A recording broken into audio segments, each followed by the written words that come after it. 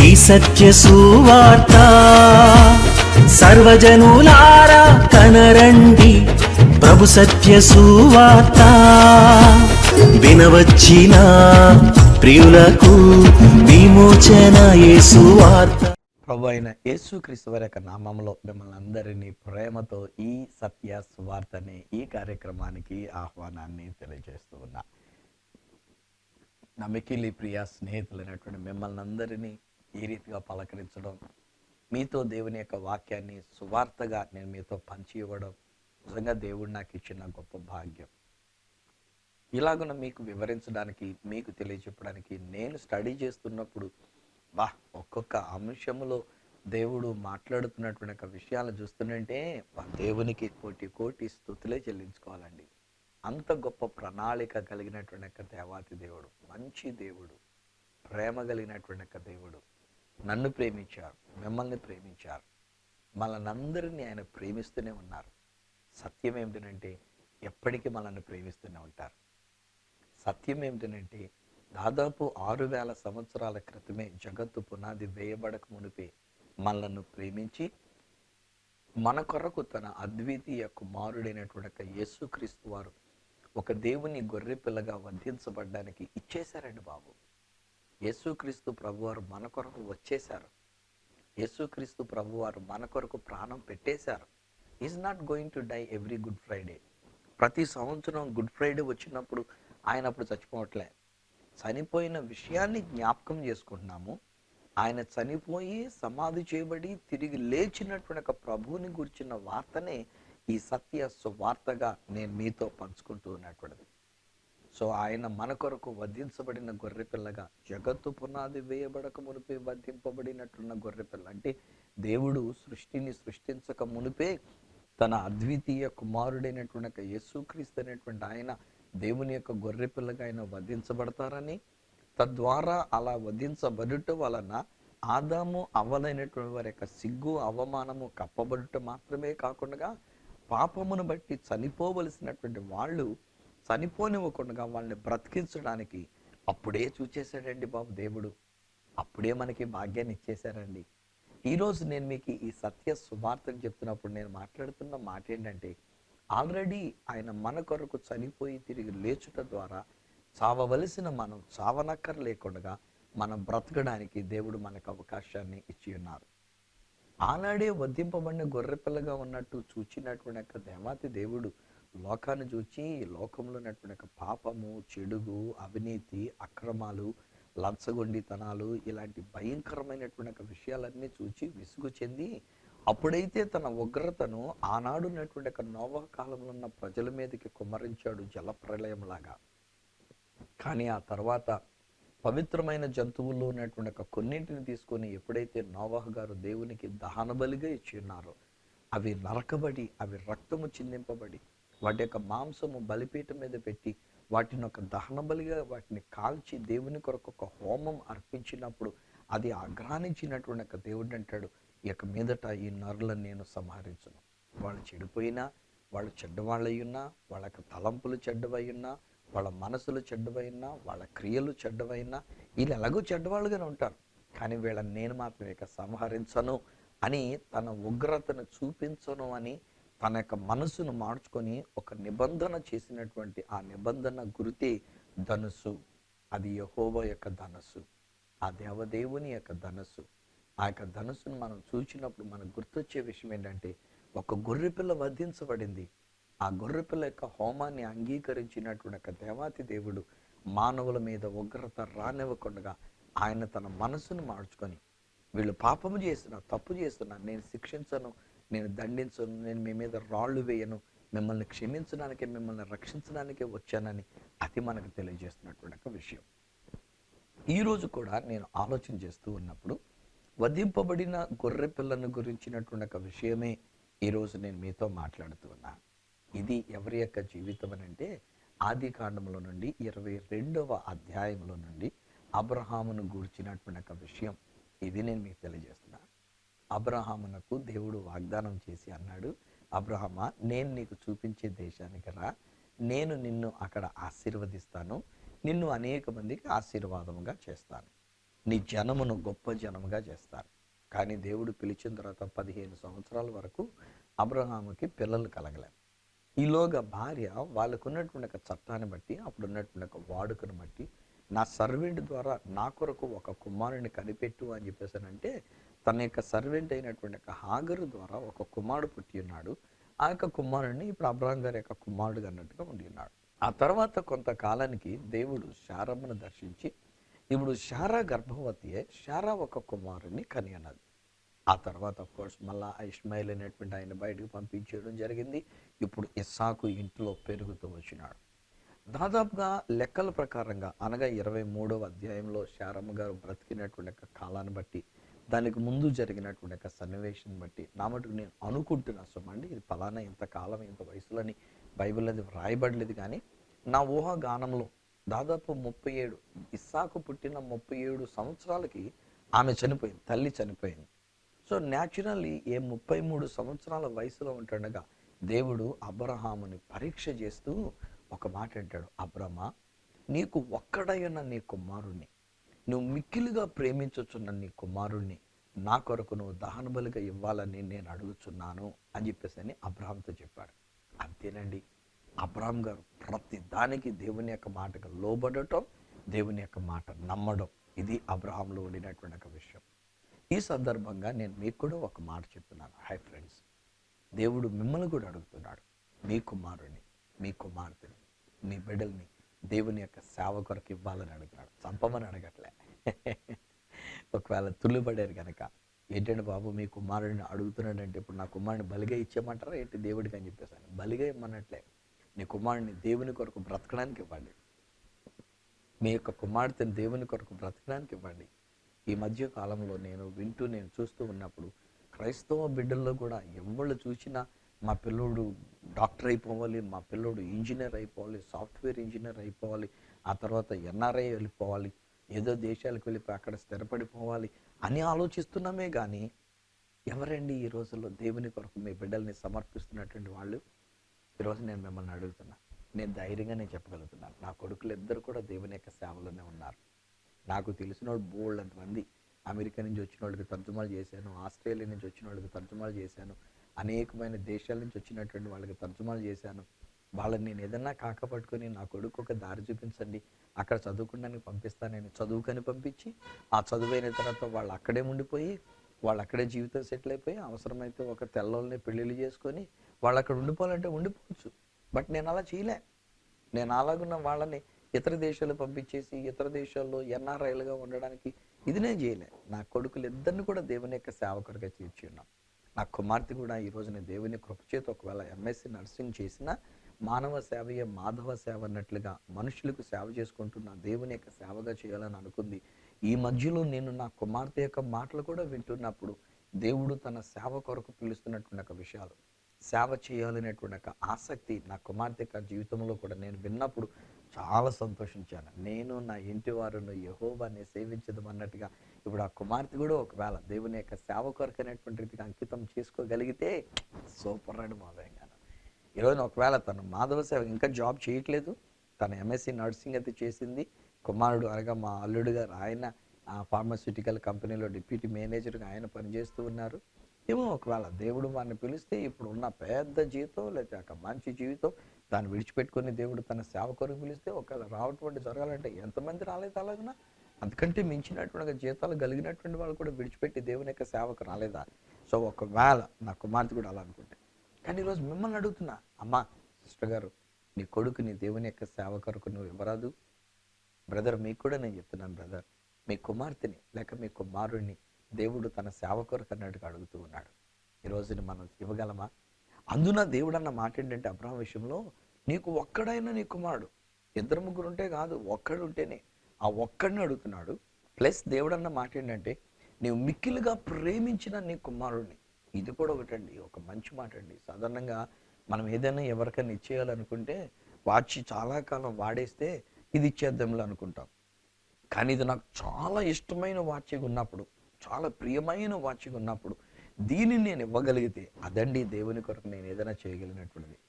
ఏదైనా ఒక సేవకునికి, ఏదైనా ఒక వ్యక్తికి ఇలాంటివి మనం ఏదైనా చేయగలిగినప్పుడు, ఈరోజుని దేవుడు అడుగుతున్న మాట అది. నువ్వు మిక్కిలి ప్రేమించే నీ కుమారుని, నువ్వు మిక్కిలిగా ప్రేమించే నీ కుమార్తెని దేవుడు తన సేవ కొరకు పిలుస్తూ ఉన్నాడు. 10th క్లాస్ అయిపోయిన తర్వాతనో, ఇంటర్మీడియట్ అయిపోయిన తర్వాతనో వాళ్ళు ఏదో చేయాలని అనుకోకుండా, లేకపోతే వాళ్ళు అన్నీ ఫెయిల్ అయినప్పుడు, వాళ్ళకి ఏ ఇంటర్వ్యూ రాకపోతేనో వీడిని సేవ కొరకు పంపించేద్దామండి, బైబిల్ ట్రైనింగ్కి పంపించేద్దామండి అని చెప్పేసి అని పంపించి, మళ్ళీ అది కూడా నేను కొంతమంది విషయాలు చూస్తున్నా. 1 సంవత్సరం బైబిల్ ట్రైనింగ్ అయ్యి ఈలోగా ఇంటర్మీడియట్ పరీక్ష రాసి మళ్ళీ ఇంజనీరింగ్ కోర్స్కి వెళ్ళిపోవడం చూస్తున్నారు. మరలా వచ్చి ఏ బీఎస్సీ నర్సింగ్లో లేకపోతే మెడికల్ సంబంధించినటువంటి దానికో వెళ్ళిపోవడం చూస్తున్నారు. వద్దు ప్లీజ్. ఒకవేళ ఈ నా మాటలు వింటున్నటువంటి వారిలో ఎవరైనా మీ అబ్బాయిని కానీ మీ అమ్మాయిని కానీ దేవుని యొక్క సేవ కొరకు 1 సంవత్సరం తర్ఫీదిచ్చి మరలా వాళ్ళని వెనక్కి తీసుకొచ్చి ఉద్యోగంలో పెట్టడం అది మంచిది కాదండి, అది దీవెనకరం కాదండి. మీరు ఏమంటే అనుకోండి, కానీ ఈరోజు నేను ఓపెన్గా చెప్తున్నాను, నా మాటలు సువార్తయే. మీరు దేవుని కొరకు అంకితం చేసి చూడండి, వాళ్ళు హాయిగా బ్రతుకుతారు. Don't worry. ఒకవేళ కష్టాలు ఉంటాయి, శ్రమలు ఉంటాయి, బాధలు ఉంటాయి, ఇబ్బందులు ఉంటాయి, కానీ ఈరోజు నేను చెప్పగలను ఖచ్చితంగా, వాళ్ళు మంచిగా బ్రతకడానికి, ఆశీర్వదించబడి బ్రతకడానికి అది దేవుడు చెప్తూ ఉన్నాడు. దేవుడు అబ్రాహాంని అడిగాడు, అబ్రామా నీకొక్కగానొక్క కుమారుడు ఉన్నాడు కదా, లేక పుట్టినటువంటి ఒక కుమారుడు, నీ 100 సంవత్సరాల వయసులో నీకు పుట్టినటువంటి ఒక కుమారుడు, ఇప్పుడు నీ భార్య 90 సంవత్సరాల వయసు అప్పుడు కన్నది, ఇప్పుడు 120 సంవత్సరాలు దాటిపోయింది, ఇప్పుడు ఆమెకు కూడా ఎంతో ప్రియమైన కుమారుడు, ఆ కుమారుని తీసుకొచ్చి నాకు బలిగివ్వగలవా? ఇక్కడ అబ్రాహాం చేసిన కొన్ని విషయాల్ని నేను మీతో పంచుకున్నా. నెంబర్ 1, సాధారణంగా తను ఏది చేసినా భార్యతో సంప్రదించకుండా చేసేవాడు కాదు. కానీ ఇక్కడ మాత్రం ఈ విషయంలో మాత్రం భార్యకి ఏమీ చెప్పినట్టుగా బైబిల్లో వ్రాయబడలేదు. సో దట్ మీన్స్ నేను అంటాను, ఒక్కొక్కసారి కొన్ని విషయాల్లో స్త్రీ బలహీనమైన ఘట్టం గనక, ఒకవేళ కొన్ని విషయాలు ఆ స్త్రీకి మనం చెప్తే గనక తను తట్టుకోజాలదు గనక, ఒకవేళ ఇలాంటి విషయం లేదని చెప్తే ఒకవేళ రివర్స్ అయిపోయి ఆవిడ ఏమని ఉండేదంటే, ఏమయ్యో నువ్వు నిజంగా దేవుడి స్వరం విన్నావా, లేకపోతే నీకు ఏమైనా దెయ్యం పట్టుకుందా, సైతాన్ని పట్టుకుందా? దేవుడిచ్చిన దేవుడు, మనకి లేక ఇచ్చిన దేవుడు, ఆయన మరలా ఈ కొడుకును బలిగేయమని అడుగుతాడా? ఇదేదో నీకేదో మతిపోయినట్టుంది, ఒరే ఈ ముసలాన్ని తీసుకెళ్ళి కట్టేసి ముందు అక్కడ బలిగి ఇచ్చేయండి, వదిలిపోద్ది అని ఒకవేళ అబ్రహాం గారిని గురించి అని ఉండేదేమో శారమ్మ గారు. ఏమో మొత్తానికి అబ్రహాం గారికి తన భార్య సంగతి తెలుసు కనుక భార్యతో ఏం చెప్పలే. 2 పనులు తీసుకున్నాడు, కట్టెలు తీసుకున్నాడు, బయలుదేరి వెళుతున్నట్టే ఆ 2 పని వాళ్ళతో ఒక మోరియా కొండ దగ్గరికి వచ్చిన తర్వాత ఒక మాట మాట్లాడుతున్నాడు. ఎలాంటి మాటనంటే విశ్వాసంతో కూడినటువంటి ఒక మాట, వాస్తవాన్ని మాట్లాడడంలే, సత్యాన్ని మాట్లాడుతున్నాడు. ఏమన్నాడంటే, ఒరే బాబు మీరు ఇక్కడే ఉండండి, మీరు కూడా పైకి రావద్దు, పైకి వచ్చిన తర్వాత నేను మళ్ళీ నా దేవునికి బలియాగం ఇచ్చేటప్పుడు తీరమోసి మీరు నన్ను తిరగబెట్టి నన్ను కట్టేయడని చూస్తారు, నేను సావడం అభ్యంతరం లేదు, కానీ దేవుడు అడిగింది నా కొడుకుని, నన్ను కాదు, కనుక నా కొడుకుని నేను బలిగివ్వాలనంటే వీళ్ళతో మాట్లాడుతున్నాడు. మేము వెళతాము, మేము పైన దేవునికి మొక్కుతాము, మరలా తిరిగి మేము వస్తాము, 2 కలిసి వస్తారనేటువంటి విశ్వాసం అండి. ఇదండి బాబు ఈరోజు ఉండవలసింది, ఇది సత్యం అండి. ఈరోజు సత్యమైనటువంటి మాట నేను ఏమంటానంటే, everything has been accomplished, speak the truth. దేవుడు మనల్ని స్వస్థపరచున్నాడు, దేవుడు మనల్ని బ్రతికించి ఉంచున్నాడు, దేవుడు మనల్ని నీతిమంతులుగా తీర్చున్నాడు, దేవుడు మనల్ని తన యొక్క నీతిగా చేస్తున్నాడు, దేవుడు నా అపరాధములను తీసివేస్తున్నాడు, దేవుడు నా పాపములను క్షమించున్నాడు. యేసుక్రీస్తు ప్రభువు నందు ఆయన సిలువలో చనిపోవుట ద్వారా, ఆయన వధింపబడినటువంటి గొర్రెపిల్లగా అవుగుట ద్వారా ఇది రోజుని దేవుడు నాకు ఈ కార్యాలన్నీ చేసేశారు. కనుక ఇప్పుడు నేను మాట్లాడితే విశ్వాసముతో కూడిన మాట్లాడాలి కానీ వేరే మాటలు మాట్లాడకూడదు.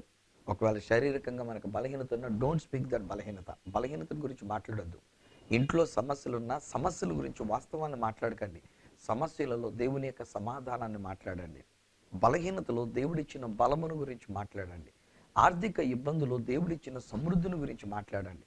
అబ్రహాము అలాగే మాట్లాడాడు. ఇంకా మంచి మాట ఒకటి ఉంటుంది చూడండి, అదేంటంటే ఈసారి అబ్రహాం గారు తన కుమారుడు ఇస్సాకు వీళ్ళిద్దరు కలిసి వెళ్తున్నారు. వెళ్తుంటే కొంచెం దూరం వెళ్ళాక ఈయన గారు నాన్నగారండి అని పిలిచాడు. ఏమి నా కుమారుడా అని ఆయన వెనక్కి తిరిగాడు. ఈయన అమాయకంగా ప్రశ్న అడుగుతున్నాడు ఇస్సాకు గారు, నాన్నగారు మీ దగ్గర చూస్తే కత్తి ఉంది, మీ దగ్గర చూస్తే నిప్పులు ఉన్నాయి, నా భుజం మీదేమో ఈ కట్టెలు పెట్టారు, ఇది నేను భుజం మీద మోసుకొని నేను ఈ కట్టెలు మోసుకొని వస్తున్నాను, కట్టెలు ఉన్నాయి, నిప్పు ఉన్నాయి, కత్తి ఉన్నాయి, కానీ దహన బలికి పశువేది, దహన బలికి గొర్రెపిల్లేది అని అడిగేసరికి, అదే మనమైతేనా ఇంతసేపటి దాకా లోపల దాచుకొని భార్యకి చెప్పుకుండగా, పని వాళ్ళకి చెప్పుకుండగా, ఈ పిల్లోడిని బలిస్తున్నామని ఆ పిల్లోడు కూడా చెప్పుకుండగా వెళుతుంటాడుగా ఒక్కసారి నాన్నగారండి అని పిలిచి ఏదండి గొర్రె పిల్ల అని అంటే ఇప్పుడు మనం ఏమైపోతుంది చెప్పండి. సాధారణంగా అదే మామూలు మనిషి అయితే ఏం చేసి ఉండేవారంటే అంతంగా వెనక్కి తిరిగినటువంటి ఆయన ఒక్కసారిగా ఆ కొడుకును కౌగిలించుకొని బోరు ఏడ్చేసి, నాయనా ఏం చెప్పనురా, నువ్వు అడిగిన ప్రశ్నకి నేను ఏం జవాబు ఇవ్వగలనురా, నీవేరా బలి పశువుని, నిన్నే నేను బలిచ్చే పోతున్నాను రా, నిన్నే బలిమ్మని అడిగాడు రా దేవుడు. ఏం దేవుడో ఏమో, ఏం హృదయమో ఏమో, నిన్నే బలిమ్మని అడిగాడు రా, పైకి తీసుకెళ్ళి నేను బలిచ్చేయడానికి అని.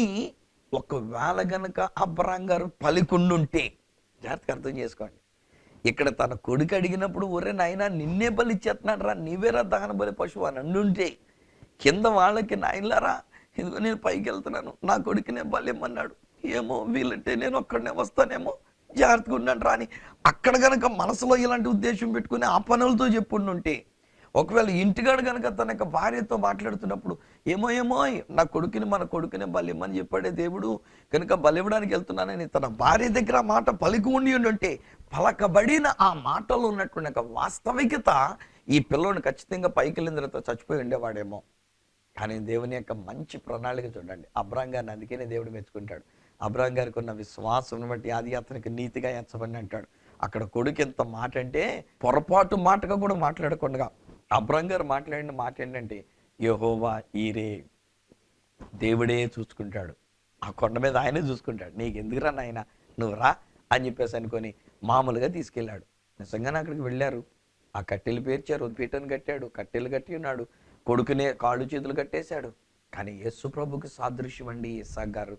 అందుకేనన్నా బహుశా ఈయన కూడా 33 సంవత్సరాల వయసులోనే ఆయన యేసుక్రీస్తు ప్రభులాగా ఈ యొక్క దహన బలి పశువుగా అన్నట్టుగా వెళుతూ ఉన్నాడేమో. ఆనాడు యేసుక్రీస్తు ప్రభు అయితే సిలువని కట్టిని తన భుజముల మీద వేసుకొని ఆయన దానిని తీసుకుని వెళుతున్నట్టుగా 33 సంవత్సరాల వయసు కలిగినటువంటి ఇస్సాకు ఈయన కట్టెలు తన భుజం మీద వేసుకొని, ఏ కట్టెల మీద అయితే తనను పండబెట్టి బలిగా అర్పిస్తారు అనేటువంటి కట్టెలు తానే భుజం మీద వేసుకొని ఆయన మోసుకొని వెళుతున్నటువంటి విషయమేమో.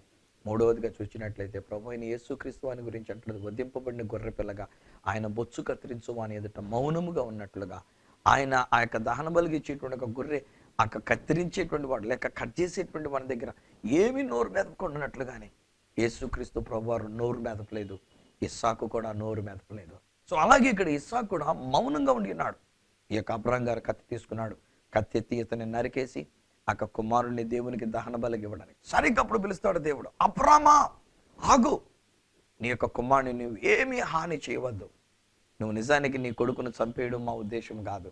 ఆ దేవుడు మాట్లాడుతుంటాడు, నువ్వు దేవునికి భయపడుతున్నావో లేదో తెలుసుకునడానికి, దేవుని యొక్క మాటగా నువ్వు లోబడుతున్నావో లేదో తెలుసుకునడానికి, అందుకొరకే అబ్రామా నీ కొడుకుని బలిగా ఇమ్మనేటువంటి ఒక మాట నేను చెప్పానే తప్ప అంతకు మించి నీ కొడుకుని బలి ఇచ్చాడని కాదు.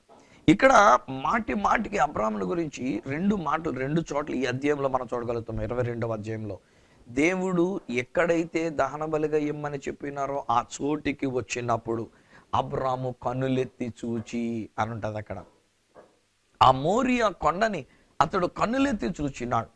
మరలా ఇక్కడ అయిన తర్వాత ఇప్పుడు బలి పశువుగా తన సొంత కుమారుణ్ణి ఆ బలిపీఠం మీద పెట్టినప్పుడు దేవుడు ఆగమని చెప్తే మరలా అక్కడ అబ్రాము ఏం చేసినట్టే కన్నులెత్తి చూడగా తన వెనుక తట్టున్న ఒక మంచి పొట్టేలు ఒకటి, మంచి వయసులో ఉన్నటువంటి ఒక పొట్టేలు ఒకటి ఆ పొదల్లో చిక్కుబడి రెడీగా అక్కడ ఉండినది. అంటే ఈరోజు నేను మీతో పంచుకున్నటువంటి ఒక మాట ఏంటంటే, ఏదైనా మనకు జరగడానికి దేవుడు ముందుగానే ఆయన ప్రణాళిక చేసి ఉంచినాడు, ముందుగానే ఆయన యొక్క బలి పశువుని సిద్ధము చేసి ఉంచినాడు.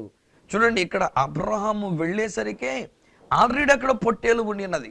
బట్ అబ్రహాము గారు ఆ పొట్టేలును చూడలేదు. అబ్రహాం గారు అక్కడున్న పొట్టేలు విషయం గమనించలేదు. అబ్రహాం గారు ఏంటంటే దేవుని యొక్క మాట చొప్పున తన యొక్క కుమారుణ్ణి బలిగా ఇవ్వడానికైనటువంటి అదే ఆలోచనతో ఉండినాడు. దేవుని మాటగా లోబడ్డ మాత్రమే విశ్వాసముతో వెళ్ళినాడు. దేవుడు ఇమ్మని చెప్పాడు, ఇచ్చేస్తానంతే.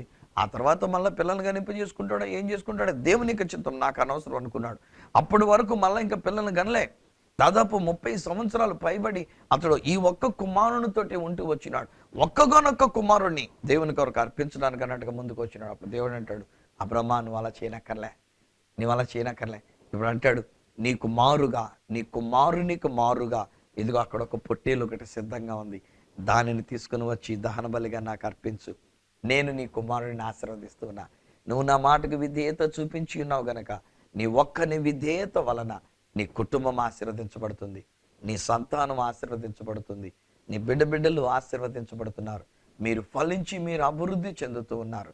మీరు దేవుని యొక్క దీవెనలతో ఆశీర్వాదములతో మీరు వెళుతున్నారు.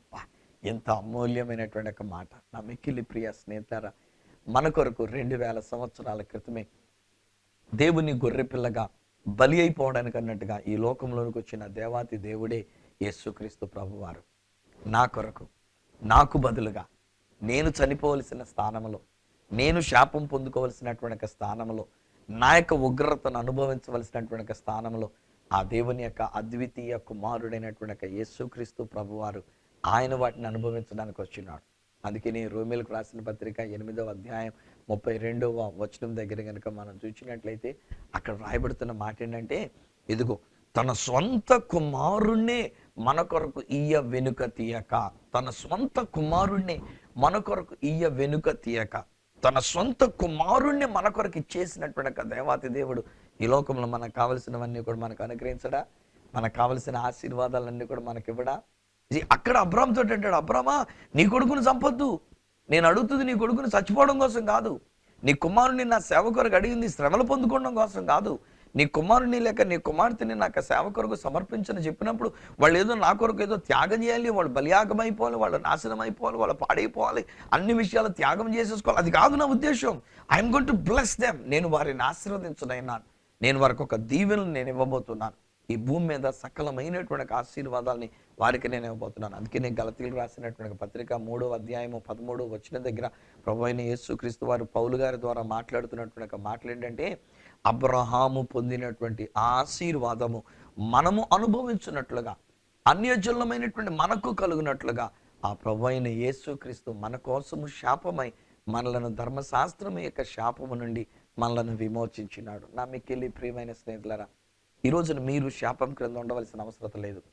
ఈరోజు మీకు మారుగా దేవుడు తన అద్వితీయ కుమారుడైన యేసు అనే బలి పశువుని అక్కడ తీసుకుని వచ్చినాడు. బహుశా నేను కూడా అక్కడ అనుకుంటాను, అది ఆలోచన చేసినప్పుడు నేను అనుకుంటాను స్నేహితులారా, బహుశా పొట్టేలు ఎందుకొరకు అక్కడికి వెళ్ళిందో, ఎంత ముందుగా వెళ్ళిందో, వీళ్ళు అక్కడికి వెళ్ళేసరికి అక్కడ ఇంకా పొట్టేలు అందులోనే ఉంచబడినటువంటిది కదా, ఆ యొక్క పొదలలో చిక్కుబడినట్టుగా ఉంచబడినటువంటిది.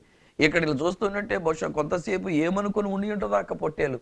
కానీ ఎప్పుడైతే దేవుడు ఆగమని చెప్పాడో, ఇప్పుడు ఆ ఎత్తినటువంటి కత్తి ఎత్తినట్టుగా ఆపి అక్కడ జరిగినటువంటి కార్యం ఏంటంటే, ఈ కుమారుడైనటువంటి ఇస్సాకుని తీసి ప్రక్కన పెట్టారు. అక్కడ పొదల్లో చిక్కుకొనబడినటువంటి అమాయకమైనటువంటి పొట్టేలు తీసుకుని వచ్చి ఇక్కడ దీని మీద పెట్టి, బలిపేట మీద పెట్టి దానిని దహన బలిగా వధించి దేవునికి ఒక దహన బలిగా అర్పించినటువంటి అదే దేవుడు చేసినటువంటి కార్యం. నేను అనుకుంటా అబ్రాం గారు పొందినటువంటి యాగుని ఒక మనిషిగా ఎలా ఉంటుందో మనం అర్థం చేసుకోవడానికి ఒక సాదృశ్యంగా దేవుడు చూపిస్తున్నాడు.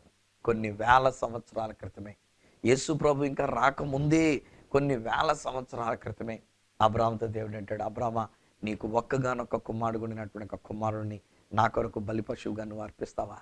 అర్పించాడు నా తండ్రి అయిన దేవుడు, పరమదేవుడు, ఆ పరమ తండ్రి అయినటువంటి దేవుడు తన అద్వితీయ కుమారుడైనటువంటి యేసుక్రీస్తు అని, ఒకే ఒక్క కుమారుడుని యేసుక్రీస్తు అని, తనకు ప్రియమైన కుమారుడుగా పరిగణించబడినటువంటి యేసుక్రీస్తు అని నా పాపము కొరకు, నా శాపము కొరకు, నాకు బదులుగా ఆయన చనిపోవడానికి అన్నట్టుగా తన అద్వితీయ కుమారుడిని నా కొరకు ఇచ్చేసాడండి. ఆయన 2000 సంవత్సరాల క్రితం మానవుడిగా ఈ లోకంలోనికి వచ్చి ఆ కలువరి సిలువలో ఆయన చనిపోయినారు. ఆ భయంకరమైన మరణాన్ని ఆయన పొందుకొని ఉన్నారు. భయంకరమైనటువంటి త్యాగం ఆ తండ్రి అయిన దేవుడు చేసినటువంటి త్యాగం. ఆయన మరణించడం ద్వారా ఇప్పుడు నేను ఆశీర్వదించబడి ఉన్నాను. ఆయన అలా మరణించడం ద్వారా ఇప్పుడు నేను బ్రతకగలిగి ఉన్నాను.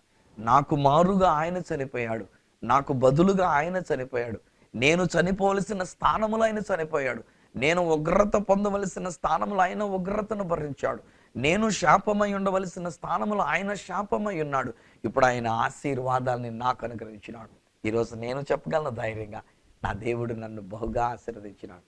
నేనెంత చిన్నవాడినో నాకు తెలుసండి, ఎంత సామాన్యుడినో నాకు తెలుసండి, ఎంత సామాన్యమైన జీవితమో నాది అది నాకు తెలుసండి. కానీ ఈరోజు నా దేవుడు నన్ను ఆశీర్వదించిన విధానాన్ని చూస్తే నా దేవునికి స్తుతి చెల్లించుకోకుండా, కోటాను కోట్ల స్తుతులు చెల్లించుకోకుండా నేను ఉండలేను. ఈరోజు అనేకమైన దేశాలకు దేవుడు నన్ను తీసుకొని వెళ్తున్నాడు. మించి ఆయన జన్మించినటువంటి యెరూషలేము, బెత్లెహేములకి ఇప్పటికి దాదాపు 42 సార్లు వెళ్ళి రావడానికి దేవుడు అవకాశాన్ని దేవుడు నాకు అనుగ్రహించినాడు. దేవుడు ఇలాగ నన్ను ఆశీర్వదించి అనేకమైన ఇతర దేశాలు కూడా అడుగు పెట్టడానికి ఆయన కృప చూపించి తలుపులు నా కొరకు ఆయన తెరచి ఉంచినాడు. ఇది నేను మీతో మాట్లాడుతున్నటువంటి నా దేవుడు నన్ను ఆశీర్వదించినటువంటి ఆశీర్వాదంలో మీకును దీవెనకరంగా ఉండి ఉన్నాను. ఈ సత్య సువార్త అనే కార్యక్రమం ద్వారా దీవెనకరంగా ఉండే భాగ్యం దేవుడు నాకు అనుగ్రహించినాడు. ఈరోజు నా దేవుడు నన్ను ఆశీర్వదించిన దేవుడు మిమ్మల్ని ఆశీర్వదించడం లేదా? మీకు దీవెనివ్వడం లేదా?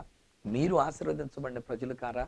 మీ కొరకు యేసుక్రీస్తు ప్రభు మీకు బదులుగా చనిపోలేదా? దేవుని అద్వితీయ కుమారుడైనటువంటి యేసయ్య జగత్తు పునాది వేయబడక మునిపే వధింపబడినట్టున్న గొర్రె పిల్లగా ఆయన దాదాపు 4000 సంవత్సరాల క్రితమే అబ్రహాము తన కుమారుడైన ఇస్సాకును బలిగా ఇచ్చినప్పుడు ఆయన బలైపోయినటువంటి రీతిగా అక్కడ కనబడడం లేదా? ఆ పొట్టేలుగా ఆ యేసుక్రీస్తు ప్రభువారు ఒక పొట్టేలుగా అక్కడ కనబడడం లేదా? ఆయన మనకు మారుగా వధించబడినటువంటి దేవుని గొర్రె పిల్లకి అక్కడ కనబడడం లేదు. అయిపోయింది ఇదంతా, దేవుడు జరిగించేశాడు. ఇప్పుడు దేవుడు చూస్తున్న విషయం ఏంటంటే నువ్వు బ్రతుకుతూ ఉన్నావు, నీ మీద యొక్క ఉగ్రత లేదు. ఈరోజు నా దేవుడు చూస్తున్న కార్యం ఏంటంటే నీకు మారుగా తన అద్వితీయ కుమారుడు చనిపోయి తిరిగి లేచినారు గనక నీవు ఆశీర్వదించబడి ఉన్నావు. నువ్వు విస్తరించి బహుగా విస్తరించి అభివృద్ధి చెందేటట్టుగా దేవుని యొక్క ఆశీర్వాదం నీ మీదకి వచ్చినది, సకలమైన ఆశీర్వాదం నీ మీదకి వచ్చినది. అందుకే నీ ఎఫెసీయులకు రాసినటువంటి పత్రిక 1వ అధ్యాయం 3వ వచనంలో పౌలు భక్తుని ద్వారా దేవుడు మాట్లాడుతున్నటువంటి ఒక మాట ఏమిటంటే మనము మన తండ్రి అయిన ప్రభు అయిన యేసుక్రీస్తు యొక్క తండ్రి యొక్క దేవుడు స్తుతింపబడును గాక. ఎందుకనంటే ఆయన క్రీస్తు యేసునందు పరలోక విషయములలో ఆత్మ సంబంధమైన ప్రతి ఆశీర్వాదాన్ని మనకు అనుగ్రహించేను. మీరు ఆశీర్వదించబడి ఉన్నారు, మీరు చావకుండగా బ్రతికి ఉన్నారు, మీ మీదకి ఆ ఉగ్రత రాలేదు. ఇది సువార్త. ఇదండి ఈ సత్య సువార్త అంటే. ఇది సత్యం, ఇది వాస్తవం కాదు. వాస్తవం అనేటువంటి ఒకవేళ మన పాపమును బట్టి ఉండినటువంటి విషయం, వాస్తవాన్ని బట్టి మనం చావవలసినటువంటి విషయం. కానీ సత్యం ఏంటంటే చావవలసిన నేను బ్రతికే ఉన్నా. ఈరోజు మీకు ఆశీర్వాద కారణంగా ఉండి ఉన్న దేవుడు మీకు దీవెనకరంగా నన్ను ఉంచినాడు, మిమ్మల్ని కూడా దేవుడు ఆశీర్వదించినాడు. తలలు వంచండి, కళ్ళు మూసుకునండి, చిన్న ప్రార్థన చేసుకుందాం. పరిశుద్ధుడా, మహోన్నతుడా, మీకు వందనాలు, మీకు స్తోత్రాలు మేము చెల్లించుకుంటున్నాం. ఎంత మంచి దేవుడు నాయన. మేము అడగకుండానే మా కొరకు మీరు ఈ లోకంలోనికి మానవుడిగా వచ్చి మా కొరకు సిలువలో మీ ప్రాణాన్ని పెట్టి ఉన్నారు. జగత్తు పునాది వేయబడక మునిపే వధింపబడినట్టున్న గొర్రె పిల్లగా మీరు మా కొరకు వధించబడినందుకు నీకు కోటి కోటి స్తుతులు మేము చెల్లించుకుంటున్నాం. ఎంత మంచి దేవుడో, ఎంత గొప్ప దేవుడో నాయన. హల్లెలూయా. We just thank you, Daddy. Thank you, Daddy. Thank you, Daddy. నానిదిగా దీని దేని బిడ్డల కొరకును మీరు వధించబడి ఉన్నారు. ఈ కుటుంబము కొరకు కూడా మీరు వధించబడి ఉన్నారు. మేము బ్రతుకున్నట్లుగా మా కొరకు మీరు ప్రాణం పెట్టి ఉన్నారు నాయన. మేము ఉగ్రత నుంచి తప్పించబడినట్లుగా మా కొరకు మీరు ప్రాణం పెట్టి ఉన్నారు. మేము ఆశీర్వదించబడినట్లుగా మీరు మా కొరకు శాపముగా చేయబడి ఉన్నారు. కనుక నీకు వందనాలు, నీకు స్తోత్రాలు. ముందుగానే అన్ని సిద్ధము చేసిన మా తండ్రివైన దేవా, నీకు స్తోత్రాలు చెల్లిస్తున్నా. డాడీ, వీరి కుమారులు దీవించబడినటువంటి వారు, వీరి యొక్క కుమార్తెలు దీవించబడినటువంటి వారు, వీరి యొక్క కుటుంబము ఆశీర్వదించబడినటువంటి కుటుంబం. నాన్న ఇక్కడ ఉన్నటువంటి బిడ్డలందరూ దీవించబడిన వారే. Enough is enough daddy. ఇప్పటి వరకు మా మీద ఉన్న శాపం మీకు అయిపోయింది నాయన.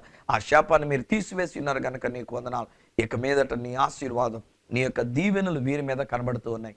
ఎందుకంటే నీ ప్రియ కుమారుడని యేసుక్రీస్తు మా కొరకు నాన్న అనేక సంవత్సరాల క్రితమే వధింపబడిన గొర్రె పిల్లగా, ఆ పొదలో చిక్కుకున్నటువంటి పొట్టేలుగా, ఇస్సాకునకు మారుగా వధించబడినటువంటి గొర్రె పిల్లగా మీరు అక్కడ వధించబడ్డారు గనక మీకు కోటి కోటి స్తోత్రాలు.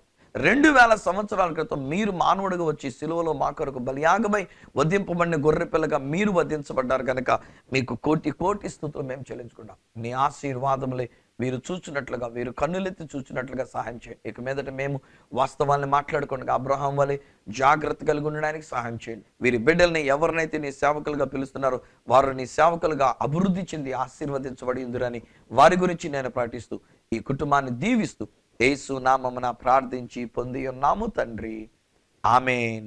తండ్రి, కుమార, పరిశుద్ధాత్మలను దేవదేవుని దీవెన ఆశీర్వాదం ఆయన బిడలముగా మనకు ఈ కుటుంబానికి అంతటికి నిత్యము ఆశీర్వదించబడినట్లు సదా మనకు తోడయండి, ఆశీర్వదించి నడిపించును గాక.